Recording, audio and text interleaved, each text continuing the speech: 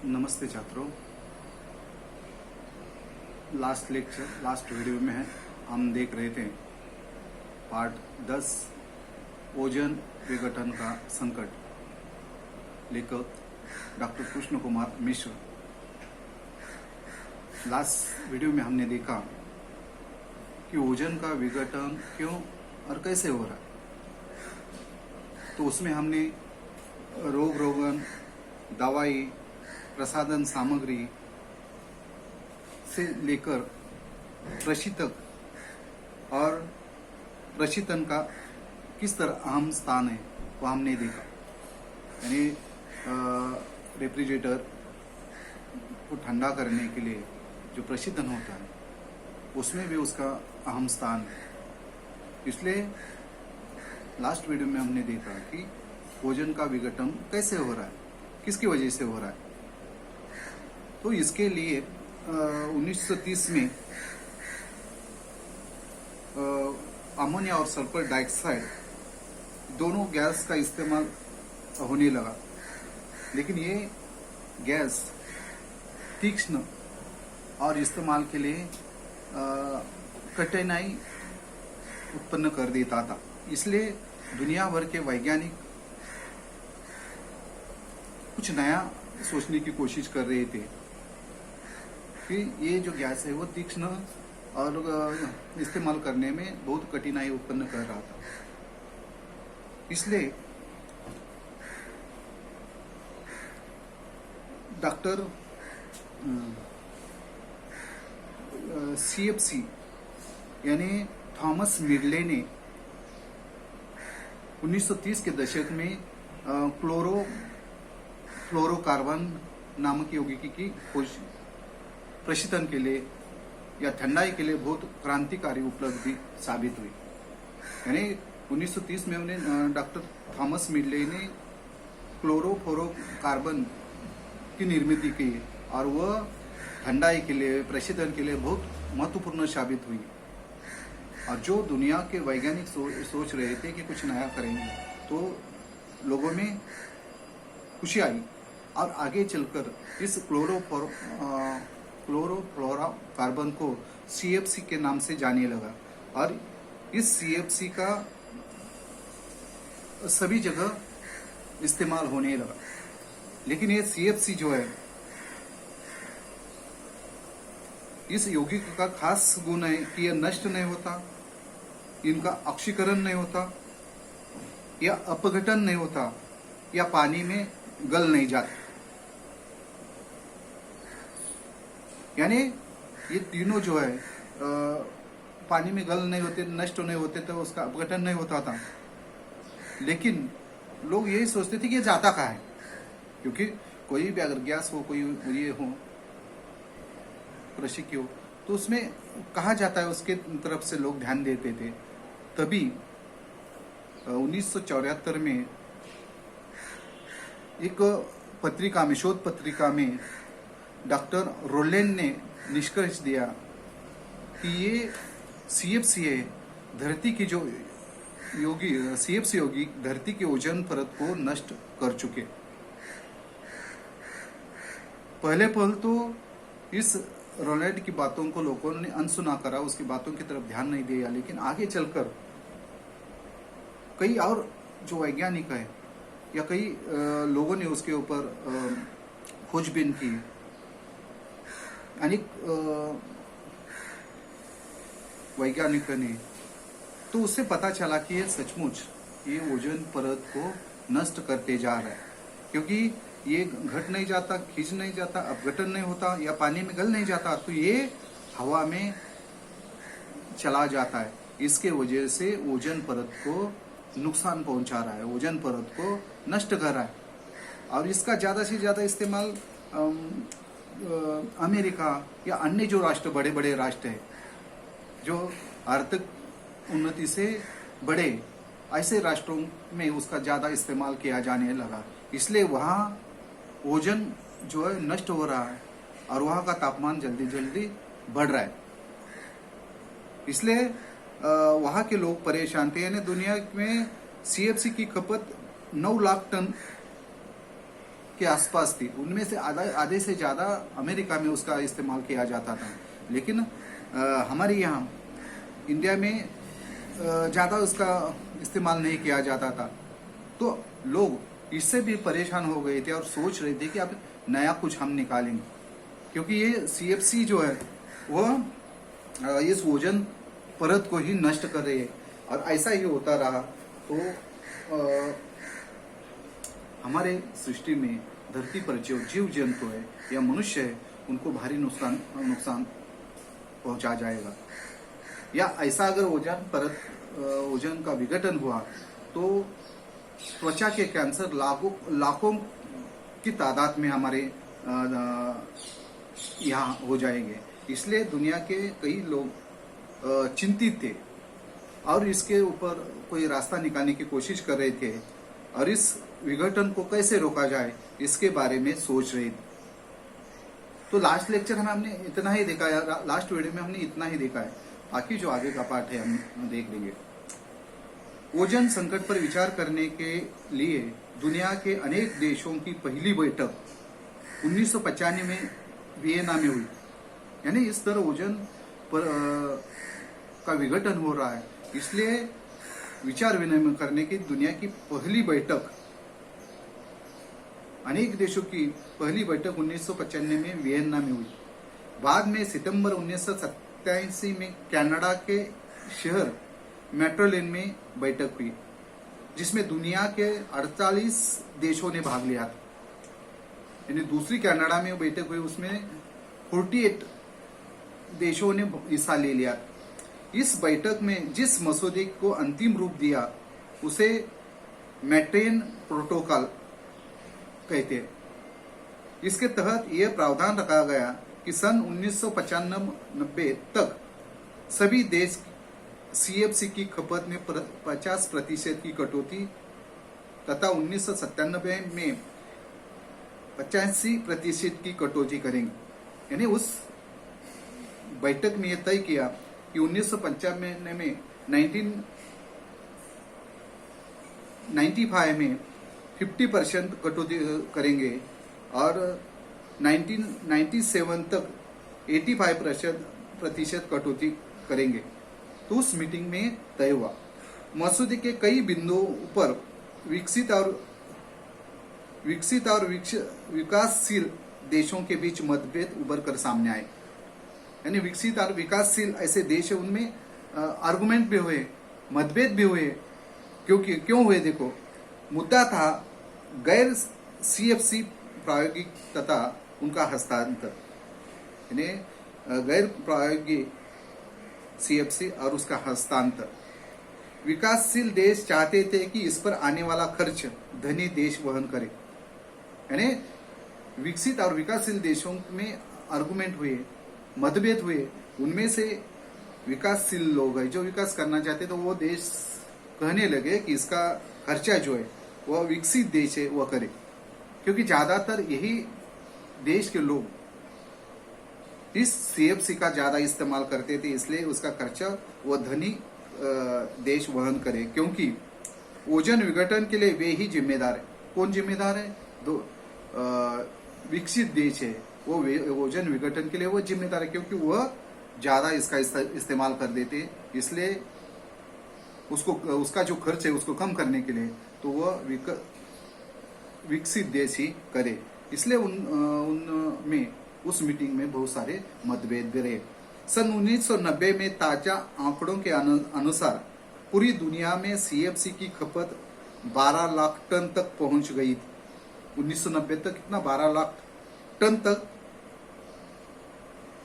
पहुंच गई थी, जिसकी प्रतिशत हिस्सेदारी अकेले अमेरिका की, जिसकी 30% हिस्सेदारी अकेले अमेरिका की।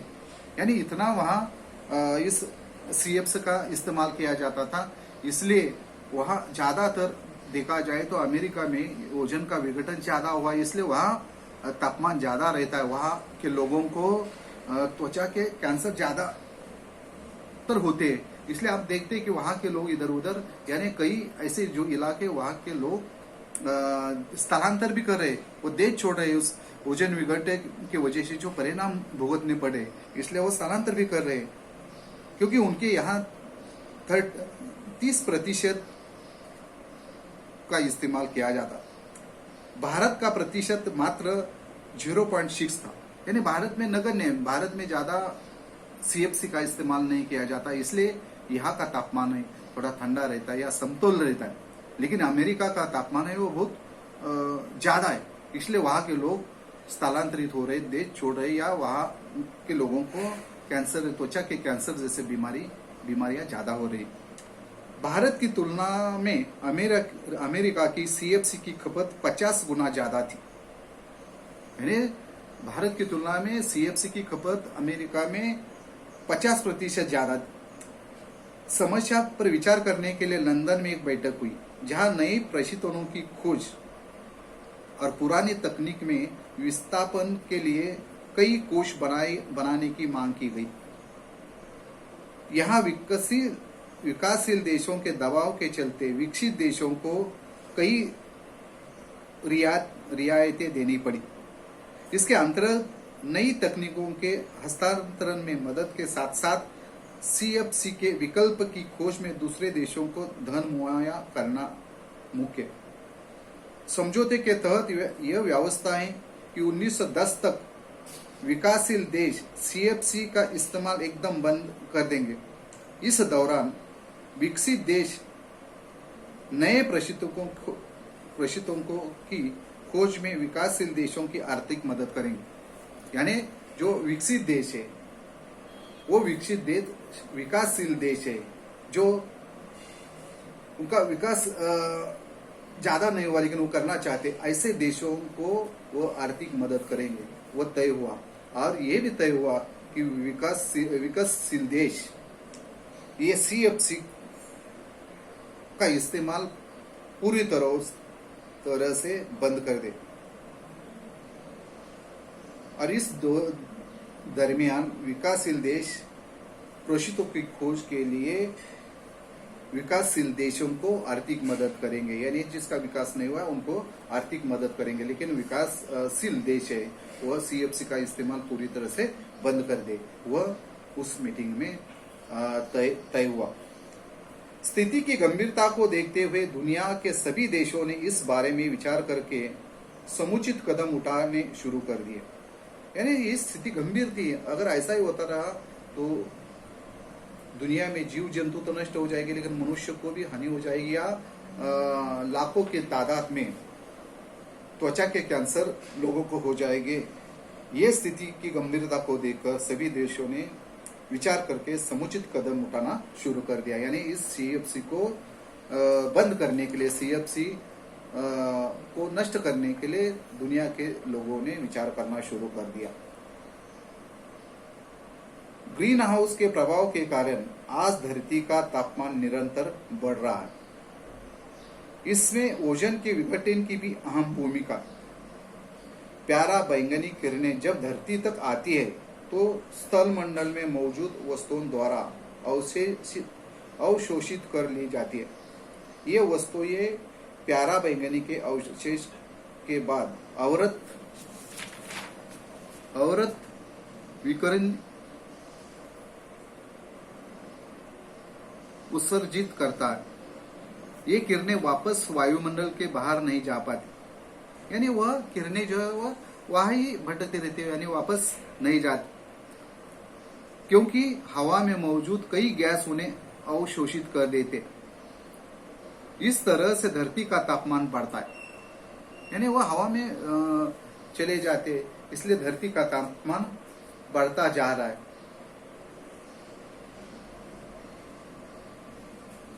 इस तरह से धरती का तापमान बढ़ता है। तापमान बढ़ने से ध्रुवों पर जमी हुई विशाल बर्फ राशि के पिघलने के समाचार भी आ रहे हैं। यानी तापमान बढ़ रहा है, इसलिए धरती पर जो बर्फ है वो बर्फ भी पिघलने के समाचार आते जा रहे हैं। यदि तापमान कम रहेगा तो बर्फ बनता है, लेकिन तापमान बढ़ता जा रहा है, इसलिए बर्फ भी पिघलता जा रहा है और इसका समाचार भी आ रहा है। यदि ऐसा होता रहा तो समुद्र का जल स्तर बढ़ेगा और तमाम तटीय क्षेत्र पानी में डूब जाएगी, यानी बर्फ पिघल जाएगा तो जल स्तर बढ़ेगा और तटीय क्षेत्र यानी समुद्र के आसपास का जो क्षेत्र है वो पानी में डूब जाएगा, सब पानी हो जाएगा और आसपास का क्षेत्र पानी में डूब जाएगा। ताप वृद्धि से जलवायु में जबरदस्त बदलाव आ सकता है। मानसून में परिवर्तन के साथ कहीं अतिवृष्टि तो कहीं अकाल की स्थिति हो सकती है, यानी ऐसा ही हुआ तो कहीं ज्यादा वर्षा सा आ सकती है, यानी और कहीं अकाल भी पड़ सकता है, यानी जो समतोल है वो समतोल ढल जाएगा। ऐसा ही होता रहा तो इतना ज्यादा तापमान बढ़ेगा तो बर्फ पिघल जाएगा, पानी ज्यादा बढ़ जाएगा और समुद्र तट के आसपास के लोग जो धरती जमीन है वो पानी के अंदर आ जाएगी और इससे समतोल बिगड़ जाएगा, कहीं बाढ़ आ जाएगी तो कहीं अकाल पड़ जाएगा। ऐसी स्थिति भी आ सकती है। वैसे विगत एक सदी के दौरान भूमंडल में काफी परिवर्तन पाया गया है, यानी एक सदी से भूमंडल में काफी परिवर्तन पाया गया है। हम देखते हैं कि जो निसर्ग जो समतोल है वो आहिस्ता आहिस्ता थोड़ा कम होता जा रहा है। हाल ही में शोध के बाद पाया गया कि हिमालय में गंगोत्री स्थित गोमुख हिमनद हर साल 18 किलोमीटर पीछे की ओर खिसकता जा रहा है, यानी हिमालय की ओर हिमनद है, बर्फ जो है वह 18 किलोमीटर पीछे पीछे खिसक रहा है, यानी कम होता जा रहा है, आगे आगे पीछे पीछे जा रहा है। और ऐसा ही हुआ तो एक दिन ही बर्फ जो है पूरी तरह से नष्ट हो जाए, जो हिमनद है वो खत्म हो जाए। अगर ये हाल रहा तो संभव है कि 21वीं सदी के प्रथमार्ध तक ही हिमनद तथा साथ ही हिमालय के दूसरे हिमनद भी गलकर समाप्त हो जाएगी, यानी ऐसा ही होता रहा तो 21वीं सदी के शुरुआत में ही ये हिमनद गलकर समाप्त हो जाएगी, ये बर्फ जो है गलकर समाप्त हो जाएगा। ऐसे में उत्तर भारत में बहने वाली नदियों का अस्तित्व मिट जाएगा, यानी उत्तर भारत में जो नदियां है उन नदियों का अस्तित्व ही मिट जाएगा और मैदानों की उपजाऊ भूमि उसर में बदल जाने को कोई नहीं रोक सकता, यानी जो उपजाऊ भूमि है वो बंजर होने के लिए कोई भी नहीं रोक सकता। ऐसा अगर हुआ तो अगर समय रहते स्थिति पर काबू नहीं पाया गया तो इसके गंभीर परिणामों से इनकार नहीं किया जा सकता, यानी स्थिति को काबू नहीं पाया हमने, इसके ऊपर अगर सोचा नहीं, इसके ऊपर सावधानी के तौर पर कोई उपाय नहीं सोचा तो इसके गंभीर परिणाम आगे चलकर हमें भोगने पड़ेंगे। ओजोन विघटन के व्यापक दुष्प्रभावों के चलते इंसानी सभ्यता संकटापन्न है, यानी इंसानी सभ्यता जो है वो संकट से घिरी हुई है, इसलिए हमें कोई ना कोई सावधानी बरतनी जरूरी है। अतः जरूरत है कि फौरन इससे निपटने के लिए समग्र कदम उठाए जाए, अन्यथा कल तक तो शायद बहुत देर हो जाएगी। यानी इस तरह ये ओजोन विघटन है, उसको विघटन को रोकने के लिए कोई ना कोई सावधानी बरतनी जरूरी है, कोई कदम उठाने जरूरी है, कोई रास्ता निकालना जरूरी है, नहीं तो ऐसा ही होता रहा तो कुछ दिनों में बहुत देर हो जाएगी, इसलिए हमें कुछ न कुछ करना है। यानी इस तरह ओजोन विघटन के संकट इस पाठ में डॉक्टर कृष्ण कुमार मिश्र जी ने कि इस ओजोन का किस तरह नष्ट हो रहा है, उसको किस तरह छेद पहुंच रहा है और उसके लिए कौन जिम्मेदार है और उसके लिए सावधानी के तौर पर क्या करना चाहिए, वह इस पाठ में बताया है। पहले आहिस्ता आहिस्ता उसमें बदलाव आता चला गया और हर एक बदलाव का हमने स्वीकार कर लिया, लेकिन ओजोन का विघटन हम पूरी तरह से नहीं रोक पाए, इसलिए हमें सावधानी के तौर पर कोई ना कोई रास्ता निकालना हुआ, नहीं तो ये बहुत देर हो जाएगी और उस ओजोन विघटन की वजह से जो समस्याएं आने वाली है, क्योंकि ओजोन जो है वो मनुष्य के लिए थोड़ा हानिकारक है, फिर भी ओजोन मनुष्य को या सृष्टि पर जो जीव जंतु है उनकी रक्षा भी कर देता है। ये ओजोन छतरी का काम करता है और उसे बचाना हमारा काम है, इसलिए हमें सावधानी बरतनी बहुत जरूरी है। वो कनेल डॉक्टर कृष्ण कुमार मिश्र जी ने ओजन विघटन का संकट इस वैज्ञान परक निबंध में यह बताया। आज के लेक्चर में हम इतना ही देखेंगे, लेकिन स्वाध्याय के लिए हम देख लेंगे, कृतियां हम देख लेंगे। कृति 1, आकलन। संजाल पूर्ण कीजिए। प्यारा बैंगनी किरणों के धरती पर आने पर क्या होता है? संजाल पूरा करना है। उसका उत्तर दिखे, स्थल मंडल में मौजूद वस्तुएं उन्हें अवशोषित कर लेती है। दूसरा, उसके बाद वे वस्तुएं अवरत विकिरण उत्सर्जित करती है। तीसरा, ये किरणें वापस वायुमंडल के बाहर नहीं जा पाती। चौथा, हवा में मौजूद कई गैस उन्हें अवशोषित कर लेते हैं। यानी इस तरह पैराबैंगनी किरणें धरती पर आने पर इस तरह इसका परिणाम होता है।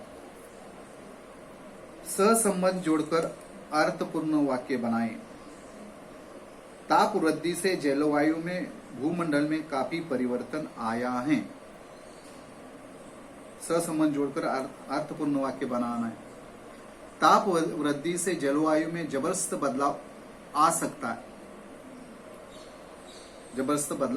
है। दूसरा, ग्रीन हाउस के प्रभाव के कारण के चलते इंसानी सभ्यता संकटापन्न है।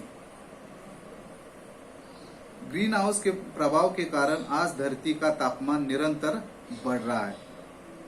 तीसरा, विगत एक सदी के दौरान जबरदस्त बदलाव आ सकता है। विगत एक सदी के दौरान भूमंडल में काफी परिवर्तन आया है। चौथा, ओजोन विघटन के व्यापार दुष्प्रभाव, आज धरती का तापमान निरंतर बढ़ रहा है। ओजोन विघटन के व्यापक दुष्प्रभावों के चलते इंसानी सभ्यता संकटापन्न है। शब्द संपदा। कृति 2, शब्द संपदा। गद्यांश में प्रयुक्त शब्दों में मूल शब्द और प्रत्यय अलग कीजिए। विकसित, विकासित, हिस्सेदारी, हिस्से अधिकदारी, अंतिम, अंतइम, विकासशील, विकासशील। कृति थी अभिव्यक्ति के लिए। पर्यावरण रक्षा में हमारा योगदान इस विषय पर लगभग 40 से 50 शब्दों में अपना मत व्यक्त कीजिए। यानी अभिव्यक्ति के लिए यह प्रश्न दिया है, पर्यावरण रक्षा में हमारा योगदान इस विषय पर 40 से 50 शब्दों में अपना मत व्यक्त कीजिए। यानी इस तरह इस परिचय पर इतनी ही कृतियां है। आज के लेक्चर में हम इतना ही ले लेंगे। धन्यवाद।